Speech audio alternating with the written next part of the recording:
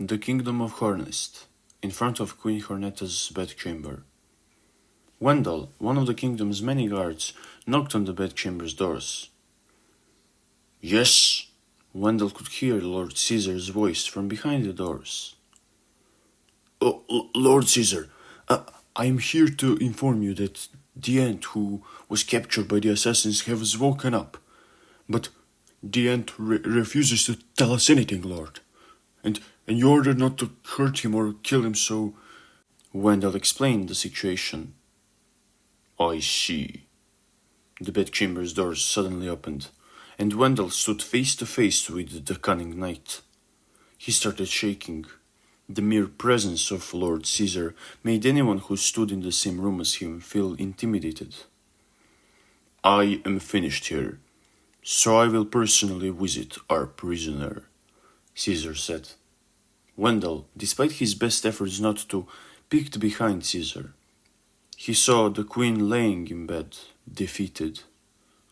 Poor queen, the guard thought to himself. Wendell, Caesar suddenly called out the guard's name in an intimidating tone, and Wendell feared that perhaps Lord Caesar saw what he just did. Yes, my lord, Wendell could barely let out. He has never been so afraid in his life.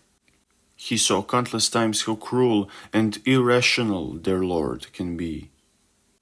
Did the ant tell you anything at all, or was he silent the whole time? Wendell felt immeasurable relief when he heard Caesar's question. No, I mean yes, sir, lord. He did say one thing.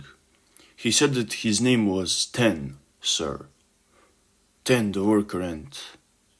Wendell clumsily answered Caesar's question. I see. Thank you, Wendell. You are dismissed. Caesar started walking towards the room where Ten was imprisoned, leaving Wendell alone in the halls of the Hexagon Tower. Inside Queen Hornetta's bedchamber. Damn you, Caesar! Damn you! Curse you! The queen cried alone, laying in bed. I hate you, Caesar. I hate you. I know I cannot kill you, but I will not be your toy. You think that you can do anything you want, Caesar, but I will show you that you are mistaken. I will not bear your children. I will have the last laugh, the queen thought to herself, as she slowly got up from bed. She picked up the knife that was hiding under her bed. Curse you, Caesar. The queen steadily put the point of the knife near her chest. I will have the last laugh, the queen whispered to herself before proceeding to stab her chest. She repeatedly stabbed herself in the chest over and over again until she could no longer hold the knife. She fell on her bed and, without letting out a single scream, a single sound, the queen smiled and died, alone in her room, knowing that doing so would make Caesar's master plan impossible to accomplish.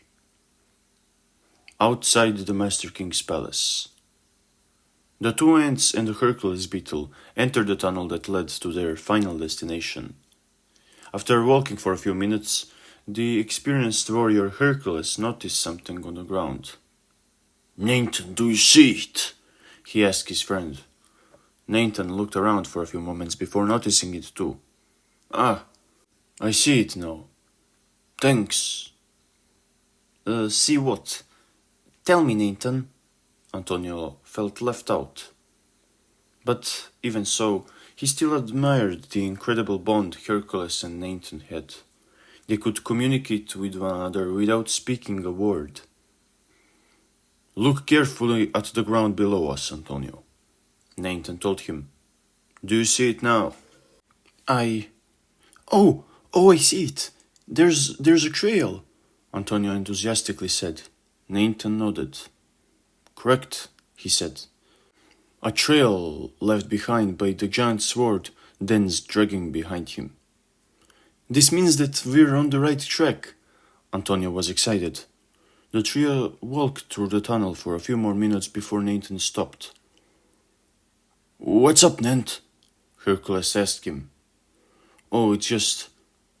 Antonio. Nathan looked at Antonio. Huh? Is everything okay? He asked Nathan. Yes, but... I just remembered, we've never done the training I promised you. Oh, you're right, Antonio said. We're heading towards a dangerous territory. Plus, it doesn't really make sense to carry around a blade if you don't at least know some basics, Nathan explained. Yeah, you're right. So... Are we going to be training now? What about Dan? Antonio asked. No, we're too short on time. I cannot fully train you, but I have to show you some basic stuff, just in case. Nathan gestured at Antonio to come closer. Pull out your blade, then watch and copy what I do, Nathan said. Both ends pulled out their Ozara's feather blades. Are you ready? Nathan asked, and Antonio nodded. Good, Nathan said. Now follow. This is how you hold a blade. Nathan gripped the sword with his top legs, and Antonio copied him. Good. You have to always have a tight grip on it, otherwise it will slip out when you fight. It's the one thing you do not want to happen mid-battle. Trust me, Nathan clarified. Antonio seemed to understand how important these short lessons will be, so he did his best to remember everything Nathan was about to tell him. Next up, this is how you block most of the upcoming attacks. Nathan raised the sword and tilted it by about 90 degrees. Antonio tried to do the same, but Nathan corrected him. You're almost there, but you gotta tilt it further and move your legs slightly to the right. There, like that, yes. Good. Antonio was quick to correct himself. You're doing good so far. Now, the most important part. Nathan rapidly swung his sword downwards, then sideways. Antonio was stunned by the speed his ant friend possessed. Now you try. Of course, you won't be able to do it as quickly or as smoothly as I can, but the important thing is to get the gist of it. Go ahead. Nathan encouraged Antonio to try, and the young ant clumsily imitated him. Nathan was not satisfied. Try to do it slower. Focus on keeping your blade straight. Antonio tried again, then again, but he couldn't do it. It's good enough, I guess, Nathan said, not because he really meant it, but because he didn't want Antonio to lose the courage in himself. You know what, we can spare a few minutes. Go ahead and repeat those two movements over there. Nathan sent Antonio a bit further down the tunnel. A few seconds after Antonio started practicing what Nathan told him to, Nathan came up close to Hercules. Antonio was now too far to hear the two of them talking. Nathan, it's no use. The kid can't do it, Hercules said. I know, Hercules. I knew it from the start. The difference between soldier and worker ants is too great. Then why do it? Why give the kid hope that he can do something that he can't? Hercules asked. To give him courage, Hercules. Courage to keep going until the end of this journey.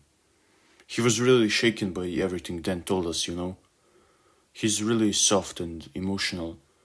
Not that there's anything wrong with that, but, you know, this world is a mess. Nathan said. He sounded tired. Yeah, I know what you mean, Hercules smiled. Plus, I promised I'd teach him and, well, I always keep my promises. Nathan smiled too. Hercules was looking at Nathan for a bit before saying, Spit it out. You want to ask me something, don't you? You read right through me, huh? Nothing gets past the mighty Hercules. Nathan teased his old friend before giving a serious expression, saying, Hercules, none of us know what will happen once we arrive at Hornest. And for that reason, I need to ask you to do something for me. Anything for ya, old friend, Hercules also put on a serious expression. He knew that this was very important for Nathan. I need you to promise me something, Hercules. Two things, actually, Nathan said. Hornest is big. We'll probably get split up when we get there, and whatever happens, I need you to promise me that you'll do everything you can to protect Antonio. But also, promise me that you'll do everything in your might to keep Antonio out of any fight. We both know that if he gets into one, he will lose. So please, Hercules, promise me that you will keep him safe. I promise, Nathan, Hercules promised, and it made Nathan feel happy. After a bit of silence, Hercules too asked something. But you need to promise me something too, Nathan. Sure. Promise me that you will get me a drink once this is all over. All right. I promise, Hercules, Nathan replied.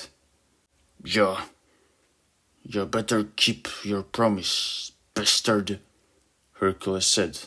Unlike a second ago, he sounded very serious this time. I will, Hercules, Nathan assured his friend. Just as the two of them finished talking, Antonio returned. I'm tired, Nathan. I'm sorry. No, it's all right. We should get going anyway. You did well, Antonio.